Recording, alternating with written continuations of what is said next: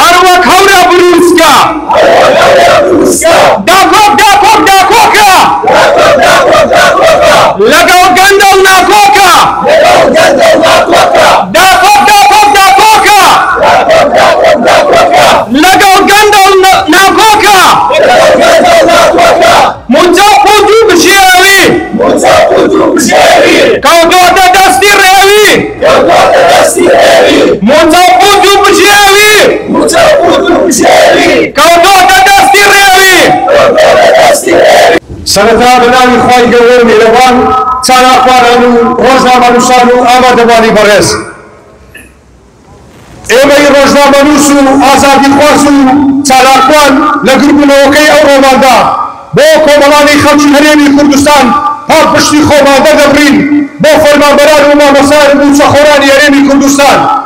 ئەوەی بێنێ ئەم بۆ سلەیمانی ڕوودا جێگای قبولکردنیە و جێگای خەتەمکردنی ئازادی مامۆستایان و فەرمانبەرانی هەرێمی کوردستانە بە توندی سەرکۆنەی ئەو زۆر موستەفا دەکەین دژی داخستن و لەناوی موچەخۆرانی فەرمانبەرانی هەرێمی کوردستان و پلەبەرزکردنەوەی فەرمانبەران لەلایەن حکومەتی ماوە بەسەرچوو هاوکات گرێدانەوەی بە ململانەی قەیرانی نێوان حکومەتی بەخناوەرێمی کوردستان ئێمە داوای ژانێکی باشتر و شایستەتر دەکەین بۆ کۆمەڵانی خەڵکی هەرێمی کوردستان لای هەمان و نەوەشکایە دەسەڵاتی پارتی یەکێتی لە کۆبوونەوە داخراوەکانیان یاری باسی خەڵکی هەرێمی کوردستان دەکەن ئێمە ئەو یاریە دەوەسێنین بە هێز و قەڵەمی ئەوەی پێویست بەدەست و چالاخوان پارتی یەکێتی زەمینەسازی زیاتر دەکەن بۆ ئەوەی بارگوزەرانی خەڵکی هەرێمی کوردستان زیاتر لەبار بێت و خراپتر بێت ئەمەش بە ئەوەی پلانی ستراتیژی نێوانیان یاردەمانی داهاتی سامان و سروشتی لەلایەکی تریشەوە ئەوانەی ناوی خۆیان ناوە حیزبی ئۆپۆزیسیۆن ئەمانەش درێیەکی شاردار و ویسی تربین وەکو پارتی یەکێتی سەر بەلایەنێکی دەریەکی چونکە هیچ شتێکیان نەکردووە بۆ بەرژەوەندی خەڵکی و بەرەو پێشبردننی ژانێکی شایستەتر لەم قۆناغەی ئێستادا هەر بۆیە بڕوا متمانەمان بە سیاسەتی ئۆپۆزیسیۆن نیشتەمەوە ئەوانیش وەکو مادماتی بارزانی و تاڵەبانی بازرگانی سیاسی دەکەن بۆ خانەوادەکانیان بۆیە ئێمە لەم میمبەرە ئازادەوە داوا لە خەڵکی بەشەرەفی کوردستان دەکەین چۆن لە ڕابردوودا ڕاپەڕیتان کرد جڵەوی حکومڕانیتان کرد و گۆڕیتان دەبێت ئێستاش بە هەمان نەفەسەوە کاریگەری و گۆڕانکاری لە سیستەمی حکومڕانیدا لە هەرێمی کوردستاندا جێبەجێ بکەن ئەو دەسەڵاتە بۆگەری 35 ساڵە وڵات بەڕێوە دەبا هەرچی پرانسیپی ئەخلاقی و سیاسی هەیە ئەمانە لەدەستان دێوە بەڵکو بگرە حکومڕانی بە کەسانی نەخوێندەوە ناکرێتن لە کۆتاییدا لەبەردەم قونسوڵە فاشیلەکەی عێراق دومان دەکەینەوە دەبێت ماف و امتیازاتی مامۆستایان و موچەخۆرانی هەرێمی کوردستاندا بنێرن بە خەراکیە وڵایەتانەکەم بەخێربێن بۆ ئەوەی کە دەنگی دیێر و نەبەزیوی خۆتان بۆ ئەوەی کە دەنگی ئازا و ئازادی خۆتان بەرامبەر بە زوو مستەم و ناعەدالەتی خراپەکاری حکومەتی عێراقی و حکومەتی هەرێمی کوردستان دەسەڵاتی چەکەگەری مافیاگەری لە هەرێمی کوردستانە بەرزکەنەوە پێیان بڵێن کە ئێمە دەنگمان بدێرە و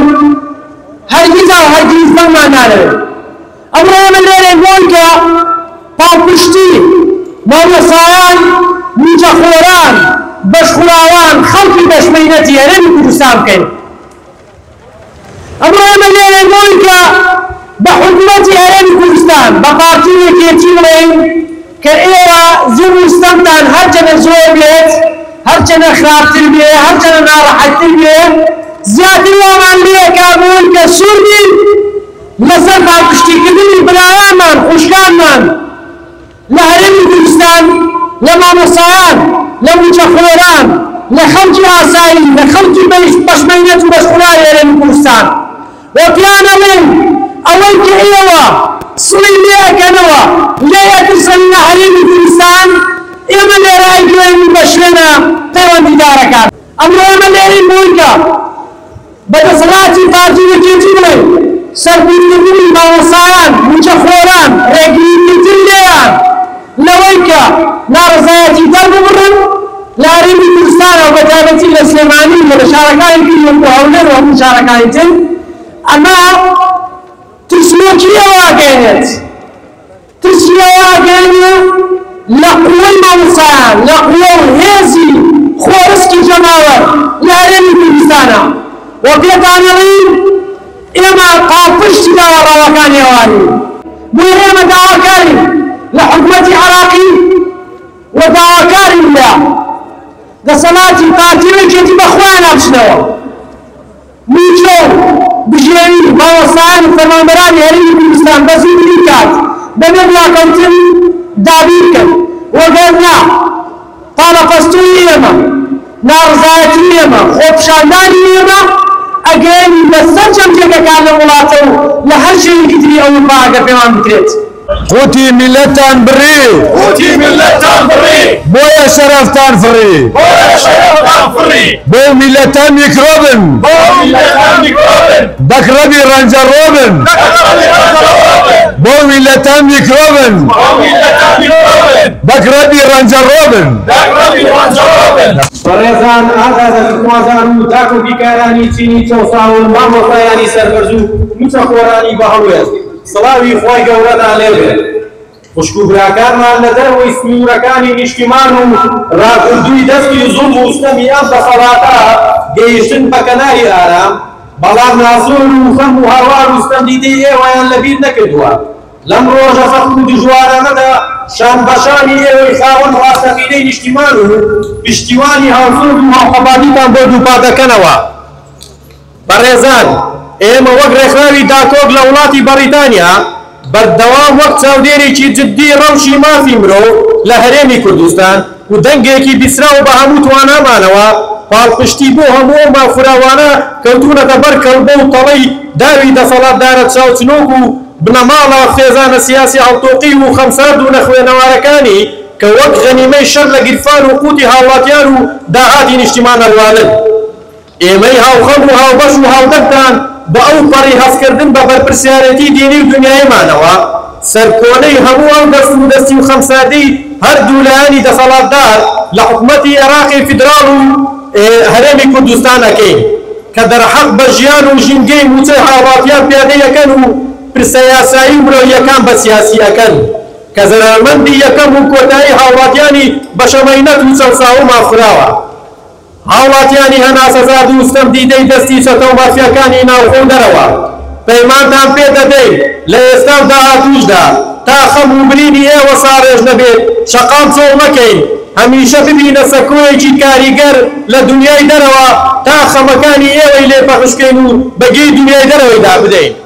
بەردەوام سەرکەوتون لە خەباتی مەدەنیانەی گەل و ئازادی خوازان ڕسوایی بۆ عەلی باباکانی دەسەڵات مرۆڤ دۆست ڕێکخراوەکانی ماف و ئازادی ڕەوەندی کوردی لە دەرەوەی وڵات سڵاوی گەلی چەوساوە و مافخراوی بێ و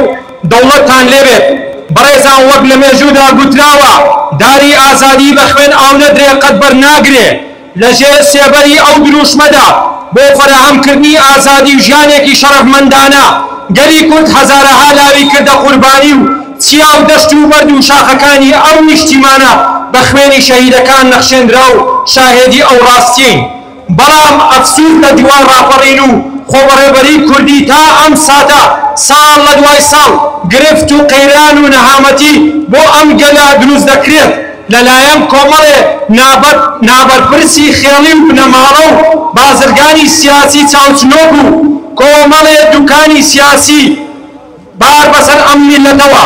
ئێمە ئەمان کارێکیان کرد خەڵکیان نوقمی نەهامەتی کرد و گەنجەکانیان تەواو بێهیوا کرد لە ژیان و ناچاریان کردن وڵات بەجێ بهێڵن بەرەو داهاتوێکی نادیار و کۆچکەن و لە ڕێگای مەرگدا چەندین گەنجی خێر لە خۆ نەدی و بوونە قوربانی و خۆراکی ماسی دەریاکان ئێمە وەکو مامۆستایان و فەرمانبەران و سەرجەم چین و توێژەکان لە ساڵانی ڕابردوو بۆ باشترکردنی بژێوی و فەراهەمکردنی ئازادی سەدا و خۆپێشاندانی هێمنانە و دەیان سەردان بۆ لای نوێنەرانی وڵاتان و پەرلەمانی عێراق و دادگای فیدرالی و لایەنە سیاسی و ڕێکخراوەکان ئەنجام داوە بەڵام ئەم دەسەڵاتە گەندەڵ و مرۆڤ کوژە و مافیا ئاساییە بە هیچ شێوەیەک ئامادەی نەبوو و نییە داواکارمان بۆ جێبەجێ بکات. لەو سۆڵگەیەوە ئێمە لە کوردستان گەیشتوونەتە ئەو بڕیارە و ئیدی کاتی گۆڕانی نەخشەی سیاسی و کۆتایی هێنان بەم جۆرە لە حکومڕانی بۆ ئەم مەبەستە پێویستمان بە هەماهەنگی و هاوکاری هەمووان هەیە تا پێکەوە بتوانین هیوایەک بۆ ژیانی شایستەی بگەڕێنینەوە بۆ هاونیشتیمانیانمان. لە کۆتاییدا سوپاس و پێزانیمان بۆ هەموو ئەوەی کوردی و بە تایبەتی ڕێکخراوی داهۆ هەیە لە دەرەوەی وڵات کە هەمیشە بەبێ ماندووبوون خەبات دەکەن بۆ ئازادی و ژیانێکیش کۆمەندانە مامۆستایان و فەرمانبەرانی ئازادی خوازی کوردستان. زۆر سپاس ئەمڕۆ لە بەریتانیا و لە لەندەن بە تایبەتی گربووینەتەوە بۆ پشتیوانیکردن لە چین و توێژەکانی هەرێمی کوردستان. مەبەستم لە مامۆستایان و موچەخۆران و فەرمانبەران و سەرجەم خەڵکی هەرێمی کوردستانی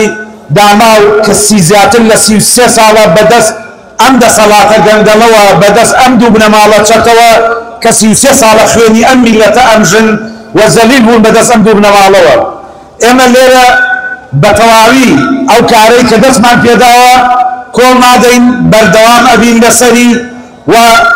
جارێکی دریش ئەوێمەوە هەتا دوا هەناسەمان پشتیوانی خۆمان دووبات ئەەکەینەوە بۆ سەرجەم چین و توێژەکانی کوردستان بۆ خەڵکی زوڵم لێکراوی کوردستان و لێرەوە پێیان ڕاگەێنین بە تایبەتی بەو بێسەسەڵاتە گەندەڵە بەم حکومەتە شەق و شەڕەی کابینەکەی مەسرور بەرزانی و خوڵات تاالبانی و بە تایبەتتر و تۆختر بە هەردوو برەماڵی تاالبانی و بەرزانی ئەڵێن ئەمەتان بۆ ناچێتە سەر ڕۆژێک دێ دڵنیاتانەکەینەوە وەکو مفۆڵەت شەماڵ لەبەر دەرکی سەرا سەرتان بگرێ بەپەتا. دڵنیان لەوەی خەڵکی هەرێمی کوردستان پڕ بوون و گەشتونەتە قەناعەتێک کە ئیتر ئێوە بۆ ئێمە نەشیاون 33 ساڵە ئێوە خوێنی میلەت ئەمژن، 33 ساڵە ئێوە سەرزەوی و ژێرزەوی ئەو وڵاتە بۆ خۆتان و بنەماڵەکانتان و کوڕ و کوڕەزاونەوەکانتانە بن. بۆیە دڵنیاتانەکەینەوە کە کۆتاییتان نزیکە. شەماڵ وەرە بزەکان ڕاماوە، شەماڵ وێرانیان کرد هەرچی ماوە، شەماڵ نیشتیمان لە دەستی ڕێویدایە، مامۆستا خەبات دەکا بەڵام لێوی نایە، ڕسم دەگرن لە پشتەوە لە ناویانە، ڕاوەستاون ڕێویانە، ڕۆژی ئێمەش دێ دڵنیا بن شەماڵ، ڕایان دەکێشن بەپەت وەکو گەماڵ، ڕۆژی ئێمەش دێ دڵنیا بن شەماڵ، ڕایان دەکێشن بەپەت وەکو گەماڵ. ئەمڕۆ هەستان بە ئەنجامدانی خۆپیشاندانێک سەبارەت بە موچەخۆرانی هەرێمی کوردستان و بێباکی دەسەڵاتی یەکێتی و پارتی بەرامبەر هاوڵاتیان دەکرێت. کوردستانی بەرەودۆخێکی زۆر نەساخامگیر بدووە داواکاری لە خەڵکی کوردستان هەڵوێستی جدیان هەبێ بەرامبەر بەم بێباکی دەسەڵات و نەدانی شایستەدارەکانیان لە کاتی خۆیدا. ئەگەر حکومەتێک نەتوانێت موچەخۆرەکانی دابین کە باشترە دەست لە کار بکێشێتەوە. داوا لە ڕێکخراوە لە دەوڵەتەکان دەکەین هەڵوێستی جدیان هەبێ بەرامبەر بە دەسەڵاتدارانی هەرێمی کوردستان. من وەکو چالاکوانێ لە گرتبوونەوەی ئەمڕۆ نابەتوندی سەرکۆنەی ئەو زۆر مستەمە سیاسەتە چەپەڵەی بە برسیکردنی خەڵکی هەرێمی کوردستان دەکەی لەلایەن حکومەتی ماوە بەسەرچووی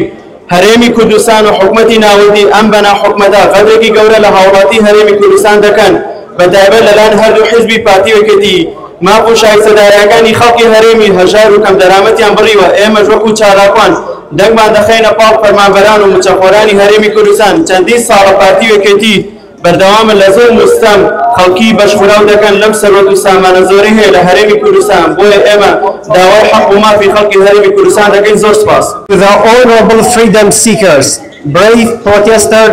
esteemed teachers, and all dignified and principled civil servants,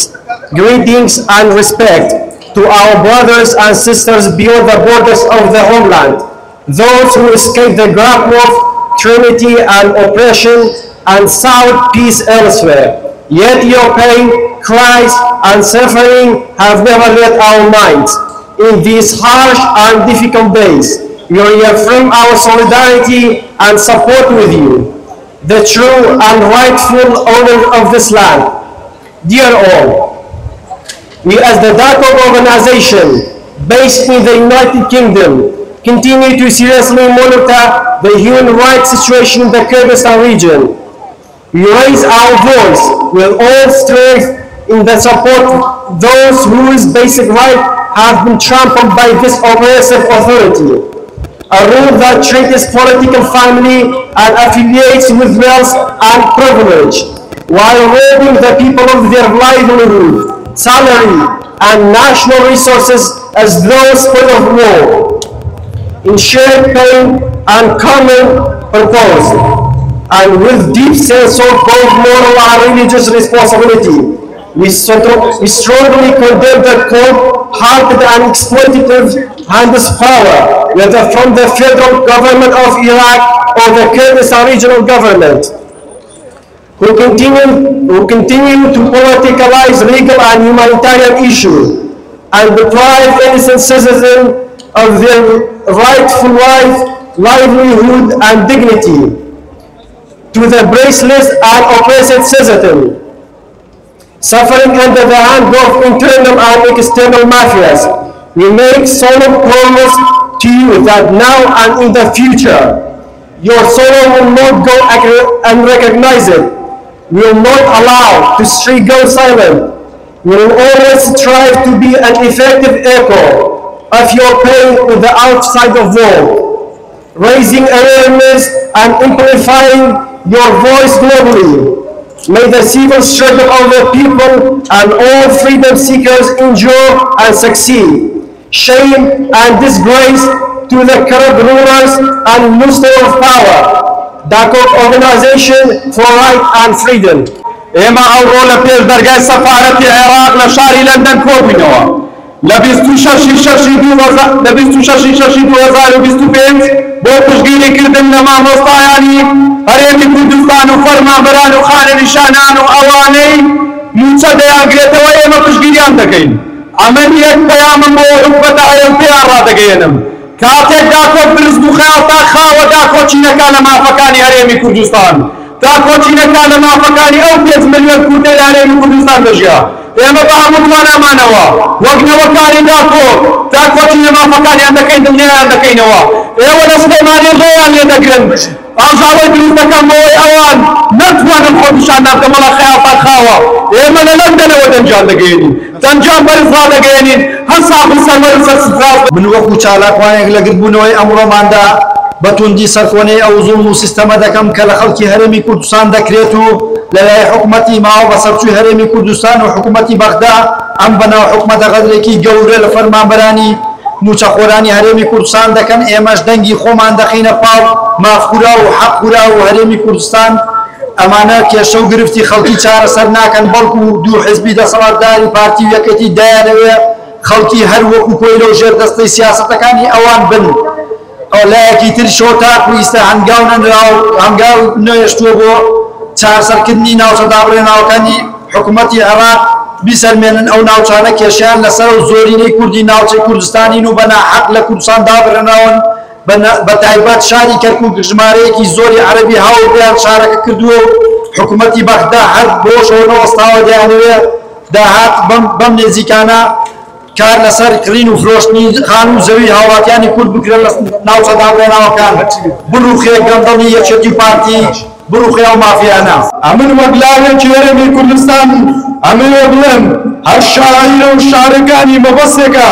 هەر شاعیرە و شارەکانی زانێکە. منیش وەک هەڵوێز لوقمان ئەو پەیامەم بۆ گەلێکە چەند وەختێکی دڵ هەڵبژاردنە ئەو کوردستانەیەی بینن ژێرا و ژوور سەرەو بنە ڕازگۆیەکی درۆزنە ئەوەی کە گەندەڵەوەنە جا بڕیار وایە کە دەنگ بدەن با دەنگ نەبێ بێ ئیسفادە کامە و کە بە چێژ دەنگەدا مافی خۆیەتی ئازادە ئەوەی کە من پێتان دەڵێم با بەیان بێ کە چوونە سەر سندوقی دەنگدان دەستم دامێن لەبیرتان بێ لبیرتان بێ موچەی خوراو لەبیرتان بێ عەقیب ڕاو مامۆستا شەقتی هەڵدراو تەنکەرە نەوتی شەو دزراو شاری کەرکووکی فرۆشراو ڕۆژنامە نووسی ڕفێندراو بەناو پاراستنی خۆیان کوشتنی سەدان گەنجولاو لەبیرتان بێ میلەتی من لەبیرتان بێ ئەو ڕۆژانە لەبیرتان بێ گەندەڵی جوود بنەماڵە ڕۆوەکو ڕێکخراوی داکۆک واجارە مامۆستایانی هەرێمی کوردستان ماوەی سێدانە مانگە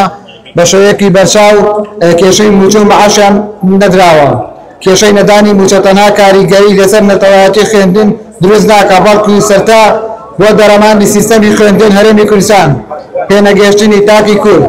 دەرمانلەدان لێرە بێتان دەڵێن ئێمە وەکو ئەندامانی چاڵەکە لە خراپی داکۆ لێرە بێتان دەڵێن نایخوان موچە نەدانی هەرێمی کوردستان لێرە کۆبوونەوە وەرشارەکوانێک ئەندامی ڕێکخراوی داکۆ دەبارەی کۆبوونەوەی نارەزایی دەربارەی ئەو دۆخە لە هەرێمی کوردستان هەیە دیژنەکانی موچەکەران دوو بنەماڵەیەکی نیشتیمانی کوردستان و پارتی دیموکراسی کوردستان بە تایبەتی بنەماڵەی بارزانی هەموو دەسەڵاتێکیان لەدەستە و مامۆستایان و فەرمانبەرانی هەرێمی کوردستان سێ مانگە موچەیان وەرنەگرتووە ناتوانن پێداویستەکانی خۆیان بکەنەوە بۆیە لەمێرە کۆبوونەوە پشتگیری لە هەموو مامۆستایان و فەرمانبەرانەکەی پارتی یەکێتی ڕازگۆنی لە چارەسەرکردنی کێشەکان و موچە خۆران حکومەت ئێراتیش بەی شێوەیەک ئامادە نییە موچە مامۆستایان بنێرە لەم ڕێوەندەدا مامۆستایان و فەرمانبەران بوونەتە قوربانی سیاسەتی چەپەڵەکانی حکومەتی عێراق و پارتی و یەکێتی بۆیە لێرە ڕوخێ دەسەڵاتی پارتی و بارزانی ئەمڕۆ بە پێویستمان زانی گرتبوونەوەی دروست بکەین لە شاری لەندەن وەکو ڕێکخراوی داکۆ دژی بنەماڵەی پارتی و بارزانی و تاڵەبانی کە بەهۆی سیستەمی حکومڕانی سەقەتیانەوە چەندین ساڵە موچە و قوتی خەڵکیان بڕێوە چەندین ساڵە ڕۆژنامەنووسان و مامۆستایان ئەو بەتەسەلیم و داوا کردووە بەداخەوە گەندەڵی ئەو جوت بنەماڵە بڕۆخێ بازارێ بڕۆخێ تاڵەبان بۆرە بۆ پشتگیریکردنی مامۆستایان و فەرمانبەرانی کوردستان ئەمڕۆ ئێمە ئاماژماوەنەوەیە بۆ پشتگیریکردنی مامۆستایان و فەرمانبەرانی کوردستان لێرەین کە لەلایەن هەردوو حکومەتی هەرێمی کوردستان و حکومەتی عێراقەوە مافەکانیان پێشێل کرا و شایستەدارایەکانیان پێ نادرێ